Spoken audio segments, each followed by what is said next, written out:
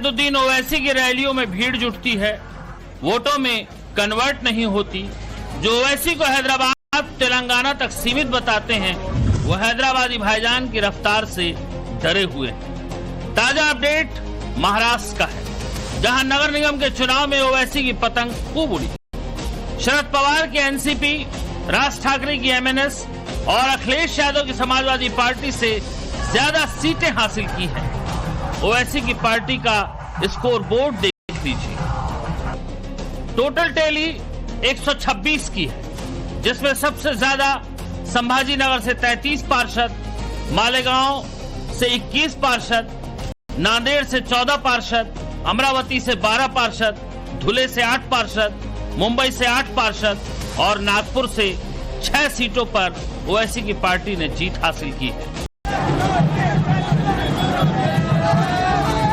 AIMIM के इस score board ने ओवैसी का हौसला बढ़ा दिया है। मुस्लिम इलाकों में बढ़ते सियासी दबदबे ने उन्हें बड़े सीन में ला दिया है। जनता मैसेज दे रही है ना कि जनता आवाम में हमारी पार्टी के ताल्लुक से ज्यादा एतमाद और कॉन्फिडेंस है और उनको लगता है कि हम लोग उनके दिलों में जो बात है, जो उनकी फिक्र है, उनकी एप्रीहेंशंस हैं, हम उसको एड्रेस कर रहे हैं। और फिर उनको ये भी लगता है कि उनके जो सिविक कम्युनिटीज का जो प्रॉब्लम है, जो दूसरी पार्टीज उसको टेकअप नहीं की, सही तरीके से उसको हल नहीं किया, उनकी तकालीफ को। महाराष्ट्र के नगर निगम चुनाव में एआईएमआईएम की सेंचुरी, ये ओवैसी का दूसरा तूफान है। बिहार में विधानसभा चुनाव के बाद जो गियर उन्होंने डाला, उससे यही कहा जा सकता है कि हैदराबादी भाईजान को इग्नोर करना मुश्किल है।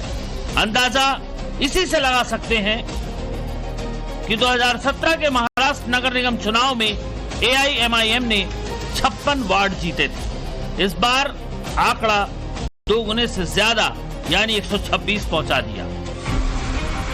गौर करने वाली बात यह है कि उनकी पार्टी ने 29 निगमों में से 14 पर दस्तक दी है। वैसे साहब, कुछ लोगों का कहना है कि ये जो एआईएमआईएम की बढ़ती पॉपुलैरिटी है, आपकी बढ़ती सीटें हैं देश के अलग अलग भागों में, ये एक वरिंग ट्रेंड है, चिंता का विषय है, क्योंकि इससे देश की पॉलिटिक्स और पोलराइज होगी। एक तरफ हिंदुत्ववादी बीजेपी और दूसरी तरफ आपकी एआईएमआईएम। ऐसे लोगों को आप क्या जवाब देंगे?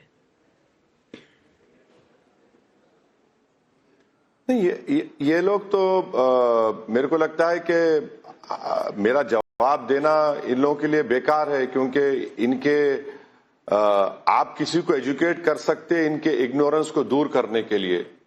अब ये लोग एरोगेंस भी हैं, गुरूर में डूबे हुए हैं और गाफिल भी हैं, इग्नोरेंट भी हैं, तो मैं क्या जवाब दे सकता हूं?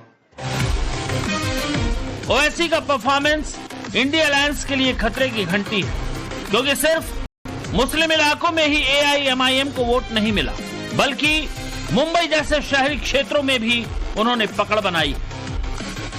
मुंबई में करीब 20% मुस्लिम आबादी मानी जाती है। आमतौर पर ये vote Congress, NCP, Samajwadi party और उद्धव की शिवसेना को मिलता रहा है। मगर इस बार चुनावी ट्रेंड चेंज करते हुए ओवैसी की पार्टी ने 8 सीटों पर पतंग उड़ाई। कुछ सीटें ऐसी हैं जहां एआईएमआईएम दूसरे नंबर पर रही। ओवैसी को लगता है कि उनकी रैलियों की संख्या अगर मुंबई में ज्यादा रहती तो रिजल्ट इससे भी बेहतर होते। मैं तो कोई आसमान की बात तो नहीं कर रहा हूं, चांद सितारों की बात नहीं कर रहा हूं, मैं तो देश की बात कर रहा हूं। तो ये जो इनका जो एरोगेंस है कि भाई नेशनलिज्म के ठेकेदार हम हैं, कोई दूसरा बोलता है कि सेकुलरिज्म के ठेकेदार हम हैं, तो भाई मुबारक हो, आपकी दुकान आप चमका लीजिए। बल्कि आप दुकान मत चमकाइए, बल्कि आप किसी रोड पर बैठ जाइए, एक नोटरी का कागज लेकर के, जो आओ मैं तुम्हारे मुंह को चिपका दूंगा चेहरे को कि तुम सेकुलर हो, तुम राष्ट्रवादी हो। तो ये तो नहीं हो पाएगा ना। आप कैसे किसी के दिलो दिमाग पर कंट्रोल कर सकते?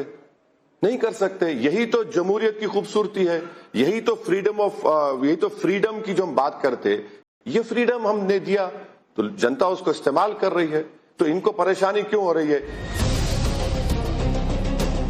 सियासी जानकार कहते हैं कि विपक्षी दलों की आपसी खींचतान ने ओवैसी को महाराष्ट्र के नगर निगम चुनाव में बड़ा मौका दे दिया, मगर ओवैसी का तजुर्बा कहता है कि पब्लिक ने अब सही ट्रैक पकड़ा है। सवाल है कि क्या ओवैसी मुस्लिम वोट बैंक में अपनी पकड़ मजबूत कर रहे हैं? क्या तुष्टीकरण की राजनीति करने वालों का ओवैसी खेल बिगाड़ रहे हैं? क्या बिहार और महाराष्ट्र के बाद ओवैसी दूसरे राज्यों में भी जीत हासिल कर पाएंगे? इन तमाम सवालों के जवाब आज ओवैसी खुद देंगे। ऑन कैमरा बताएंगे कि क्यों राहुल गांधी और उनके बीच बीते 22 सालों से बातचीत नहीं हुई और अखिलेश यादव उनसे किस कदर डरे हुए हैं। मगर पहले वो आरोप सुनिए जो ओवैसी की राजनीति को लेकर लग रहे हैं। मैंने कहा ना, ये चिंता की बात है। जो समाज विरोधी बात करते हैं, समाज द्रोही बात करते हैं, समाज विघातक बात करते हैं, तो चिंता की बात है। देखते हैं, यह निश्चित तौर पर एक खतरनाक ट्रेंड है। जिस तरीके से पूरे महाराष्ट्र में एमआईएम की सीटें बढ़ी हैं, उससे मुसलमानों के अंदर कट्टरता बढ़ेगी और कहीं न कहीं जिहादी मनोवृत्ति वाले मुसलमानों का हौसला बढ़ेगा। ये तो बहुत साफ साफ दिख रहा है।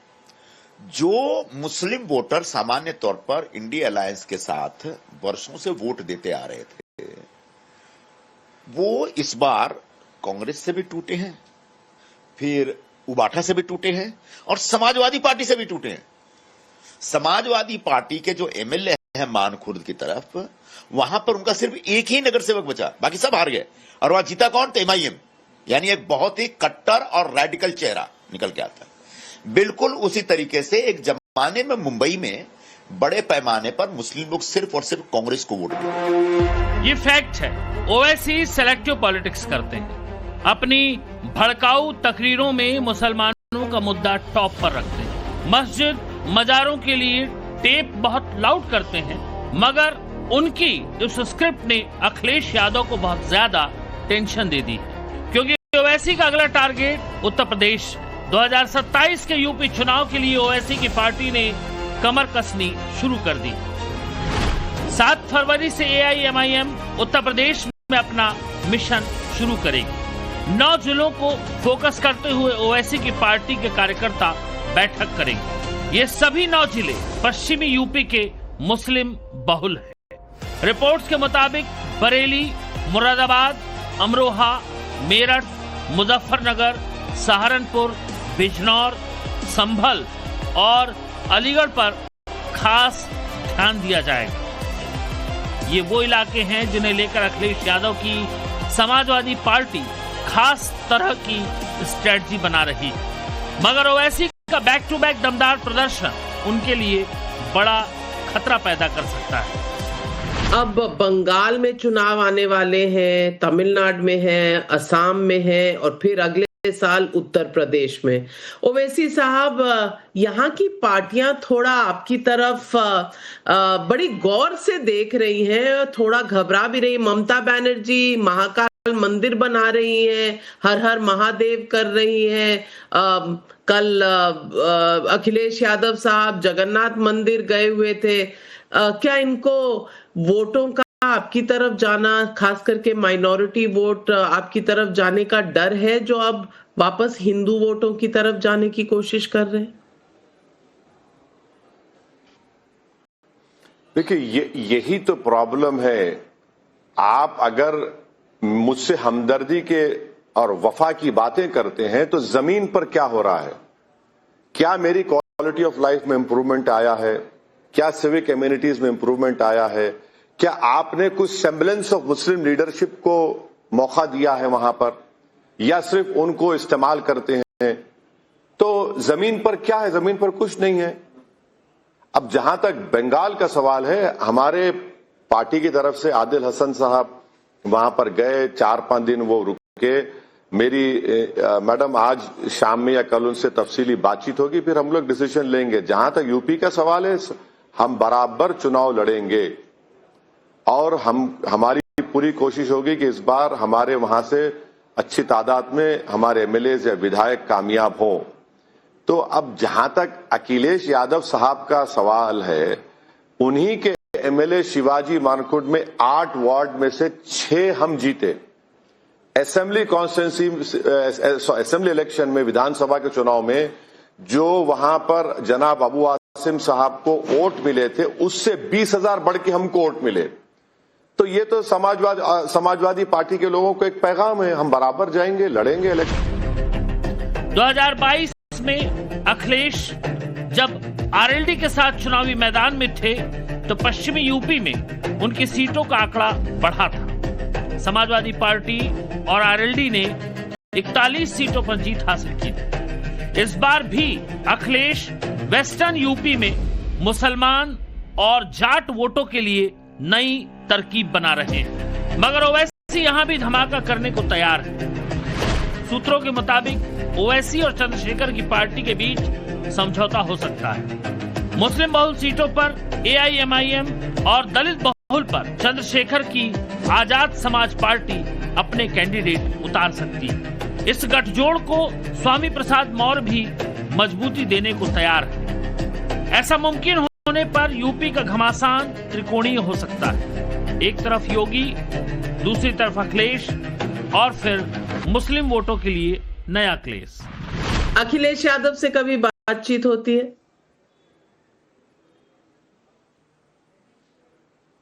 नहीं, खाली वो कभी दिखते तो मुस्कुरा लेते, मैं भी मुस्कुरा देता हूं, और क्या है, और कुछ नहीं है। चलिए, मुस्कुराहटों का तांता बना रहे। चंद्रशेखर आजाद रावण है जी। हाँ, नहीं, ये देखिए, मुस्कुराहटें भी जो होती है ना मैडम, बात सियासी होती है, बात दिल से होती है। तो वो नहीं मालूम कौन सी मुस्कुराहट है। तो हम तो जेन्युइन तरीके से कोई देखकर हमको मुस्कुराया तो हम मुस्कुराते हैं। बाज लोग अपना मुंह फेर लेते हैं हमको देखकर, तो मुझे कोई फर्क नहीं पड़ता। ये वही ओवैसी हैं जो एक वक्त में नरेंद्र मोदी को हराने के लिए एंटी कैंप का हिस्सा बनने को तैयार थे। अपनी हर मजलिस में मोदी के खिलाफ माहौल बनाकर इंडी गठबंधन के लिए फील्डिंग सेट कर रहे थे। बीजेपी विरोध की बात आती थी तो संसद से लेकर सड़क तक लगभग हर उस मुद्दे पर विपक्षी पार्टियों के साथ खड़े दिखाई दिए, मगर बावजूद इसके हर बार बीजेपी की बी टीम बताकर ओवैसी को साइडलाइन किया जाता रहा। हालांकि उनके दबदबे को तब महसूस किया गया जब बिहार में विधानसभा चुनाव हुए और ओवैसी की पार्टी को 5 सीटों के साथ 1.85% वोट मिले। ओवैसी ने इन चुनावी नतीजों के बाद पीछे मुड़कर नहीं देखा। नए तेवर और बदली हुई हुंकार के साथ धमाके पर धमाके कर रहे हैं ओवैसी। मैसेज राहुल गांधी को भी दे रहे हैं। राहुल गांधी को आप कितना चैलेंजर मानते हैं मोदी के बनाम? वो लीडर ऑफ अपोजिशन है, और हम तो सिर्फ इस पॉइंट पर इतना कहूंगा कि वो लीडर ऑफ अपोजिशन है, तो लीडर ऑफ अपोजिशन अगर हैं तो सबको साथ में वो जो पूरे अपोजिशन के एलओपी है वो। अब वो कितने काबिल हैं, क्या है मैडम, ये देखिए, ये तो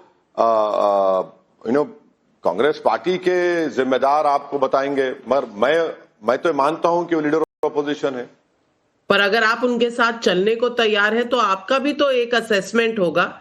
आप उन्हें कैसे देखते हैं, आपका असेसमेंट क्या है, मैं तो वो जानना चाहती हूं। अरे मैडम, मेरे परछाई से डरते हैं पूरे लोग, तो साथ कहां चलेंगे? क्यों परछाई से डरते हैं? आपसे कभी बातचीत नहीं होती? अपोजिशन में रहकर कभी बातचीत नहीं हुई आपकी राहुल गांधी से? नहीं, मेरी उनसे एक मर्तबा बातचीत हुई थी 2004 में, जब यूपीए की सरकार में जब गवर्नमेंट फॉर्मेशन हुआ था, तो मोहतरमा सोनिया गांधी साहिबा के घर पर एक मर्तबा उनसे बातचीत हुई। उसके बाद कोई मेरी बातचीत नहीं हुई। 22 साल से कोई बातचीत नहीं? तब तो आप यूपीए के हिस्से थे। अरे मैडम, आप सपोर्ट कर, अरे मैडम, आप ऐसा बोल रहे हैं जैसा कि मैं अपने घर में बीवी से नहीं बात कर रहा हूं। क्या बात है मैडम? अरे मेरी बीवी से भी रोज बातचीत होती है, वो काफी है मेरे लिए। और वो अगर वो नहीं बात करा तो मुझ पे परेशानी आती है, तो मैं उसमें खुश हूं। आप ऐसा मत बोलिए।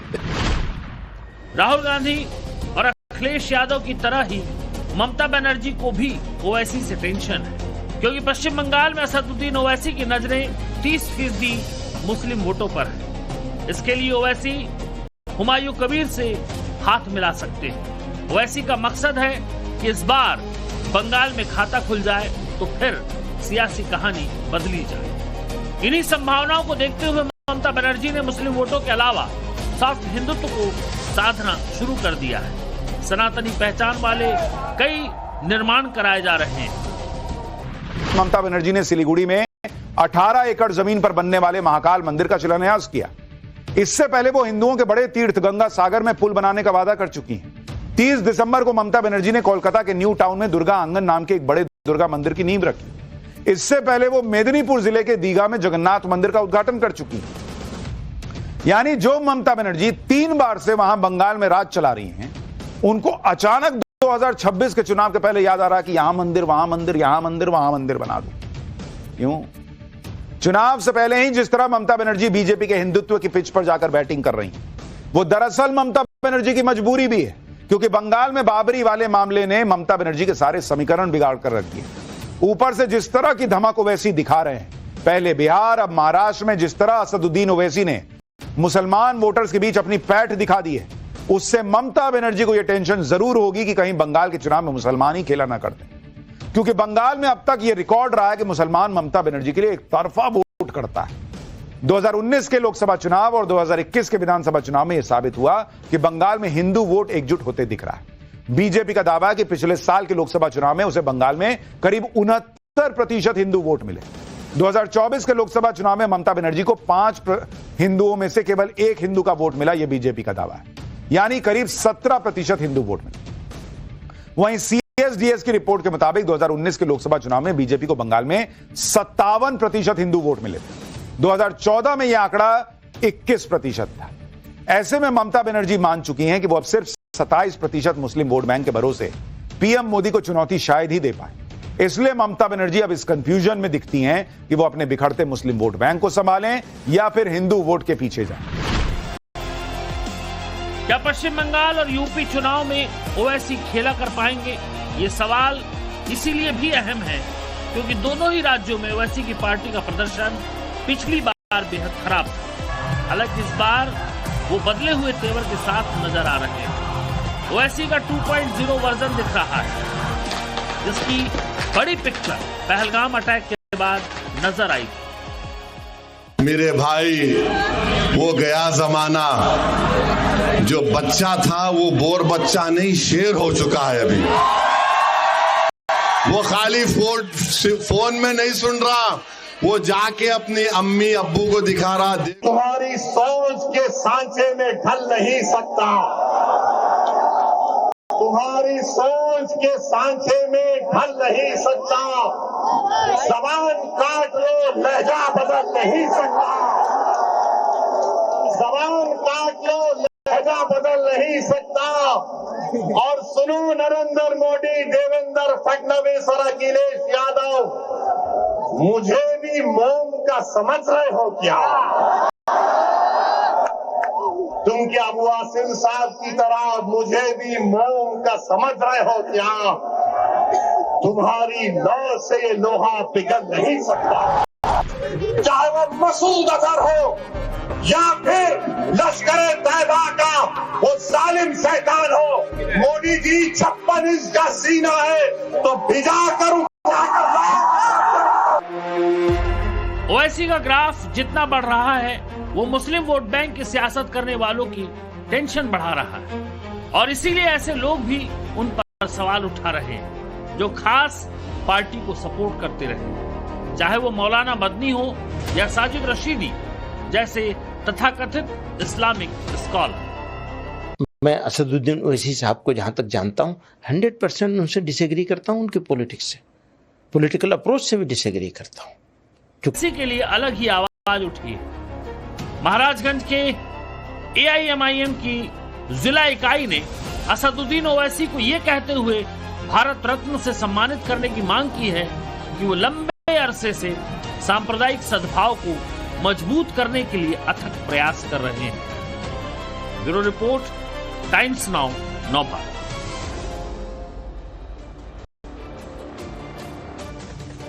मोक्ष और संस्कार की नगरी काशी आज सियासत के केंद्र में है और मणिकर्णिका घाट को